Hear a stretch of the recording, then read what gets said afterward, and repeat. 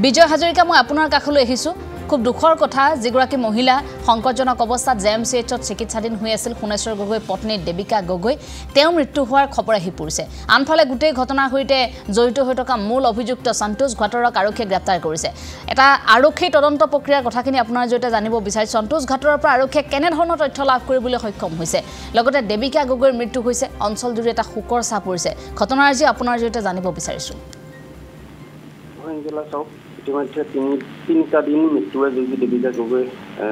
নিয়তিৰ ওচৰত হাৰা মানিলে আৰু গাঁওখনত এতিয়া বৰ্তমান শোকাকুল পৰিৱেশ বুলি ক'ব লাগিব যিহেতু দুটা দিনৰ পূৰ্বে তেওঁৰ স্বামী সোণেশ্বৰ গগৈ মৃত্যু হৈছিল ঘাতকৰ হাততে আৰু ঘটনাস্থলীৰ পৰা নাতিদূৰত নি থকা অৱস্থাতে তেওঁ ইতিমধ্যে মৃত্যু হৈছিল তাৰপিছত জীৱন মৰণে যুঁজি আজি দেবিকা গগৈ 5:30 বজাত যোৰহাট মেডিকেল কলেজত ইতিমধ্যে তেওঁ মৃত্যুবৰণ কৰিছে আৰু বিশেষ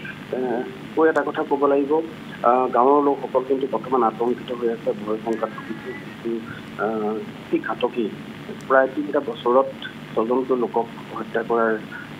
খবৰ যিটো পোৱা গৈছে বা স্থানীয় লোকসকলে অৱগত কৰিছে আমি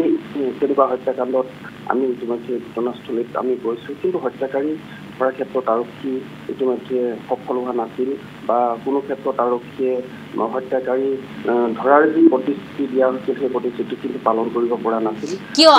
আৰক্ষীৰ সেই হেমাহিটো কিয় আছিল কাৰণ এটা দুটা নহয় কেইবাটাও হত্যাকাণ্ড সংঘটিত হৈছিল তাৰ পাছত সোণেশ্বৰ গগৈ সেইদিনা দিন দুপৰতে তেনেধৰণে আক্ৰমণ কৰা হ'ল এই মহিলাগৰাকীক আক্ৰমণ কৰা হ'ল সোণেশ্বৰ গগৈটো থিতাতে মৃত্যু হৈছিল তে দুৰ্বৃত্তই তেনেকৈ কাৰোবাক আহি গাঁও এখনৰ ভিতৰত সোমাই তেওঁ তাতে হত্যা কৰি থৈ গৈছে তাৰ পাছতো আৰক্ষীয়ে কৰায়ত্ব কৰিব পৰা নাছিল অতি আচৰিত কথা যিহেতু দিন দুপৰত দিনৰ 10 বজাত পুৱা 10 বজাত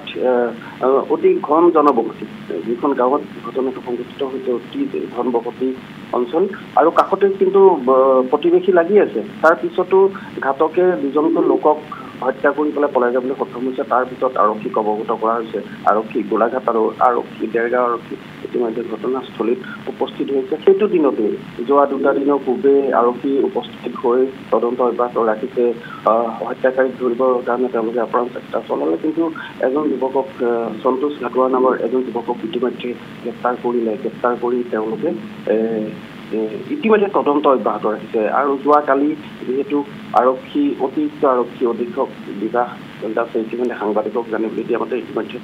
যিজন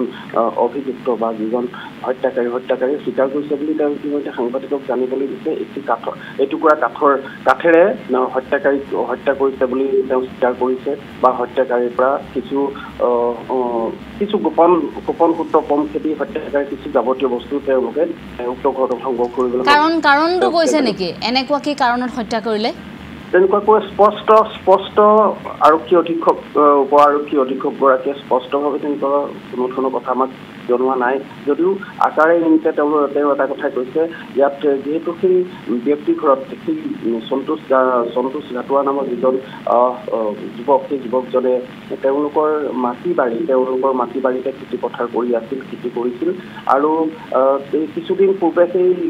মানুহ ঘৰতেই যি ঘৰ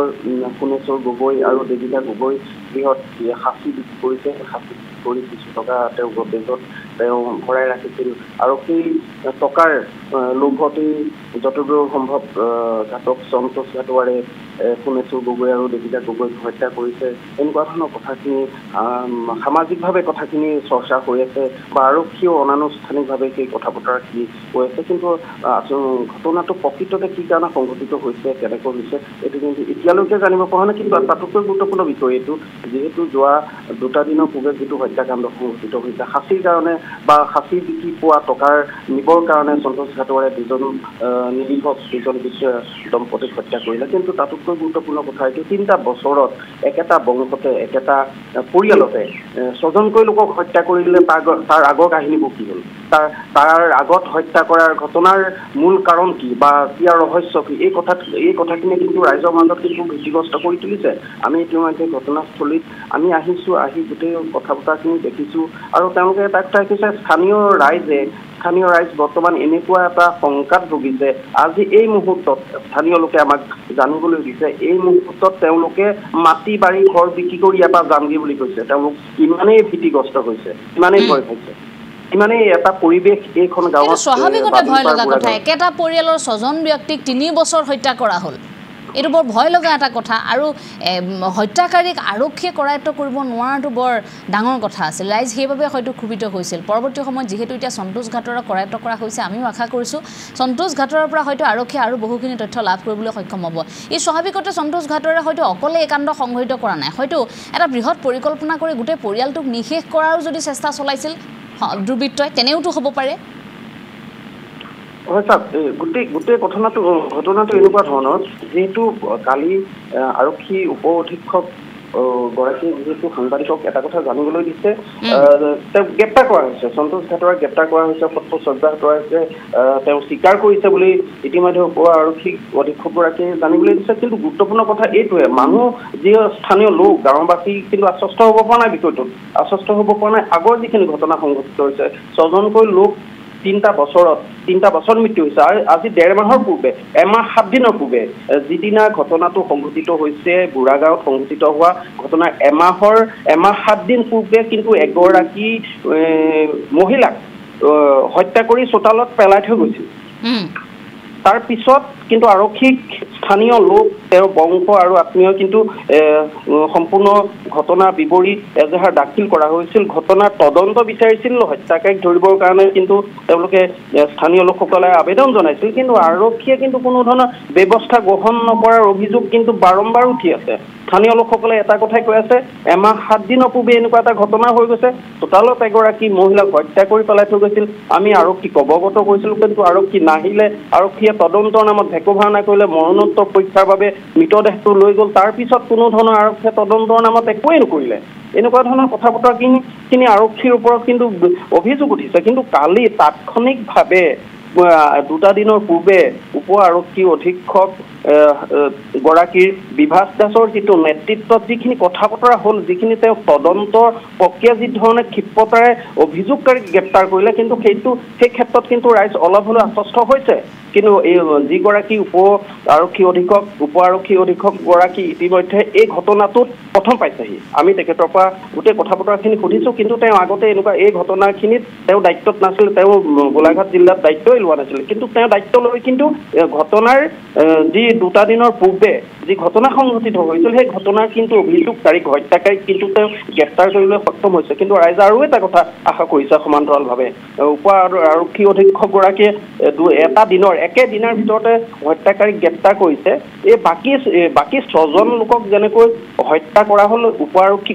গৰাকীয়ে যদি গুৰুত্ব সহকাৰে যদি বিষয়খিনি যদি আগৰ যিখিনি ফাইল খুচৰি চায় তেতিয়াহ'লে হত্যাকাৰী কিন্তু জালত পৰাৰ সম্ভাৱনা আছে বুলিও তেওঁলোকে অলপ হ'লেও আশ্বস্ত হৈছে তদন্ত প্ৰক্ৰিয়া যেটো চলি আছে বিজয় হাজৰিকা আমি আপোনাক ধন্যবাদ জনাইছো পৰৱৰ্তী সময়ত আমি গোটেই কথা আপোনাৰ জৰিয়তে জানিবলৈ চেষ্টা কৰিম 3 বছৰত 6টাকৈ হত্যাকাণ্ড সংঘটিত কৰা অৱশেষত দুৰ্বৃত্ত আৰক্ষীৰ জালত পৰিছে কিন্তু দুখৰ কথা যে আইচিইউত চিকিৎসাধীন অৱস্থাত থকা সংকটজনক অৱস্থাত থকা মহিলাগৰাকীৰ মৃত্যু হোৱাৰ খবৰ মৃত্যু হৈছে দেবিকা গগৈ শুনেশ্বৰ গগৈৰ পাছত তেওঁৰ পত্নী দেবিকা গগৈৰ মৃত্যুৰ খবৰ দেবিকা গগৈৰ মৃত্যুৰ লগে লগে আকৌ এবাৰ শোকাকুল পৰিৱেশৰ সৃষ্টি হৈছে সমগ্ৰ অঞ্চলত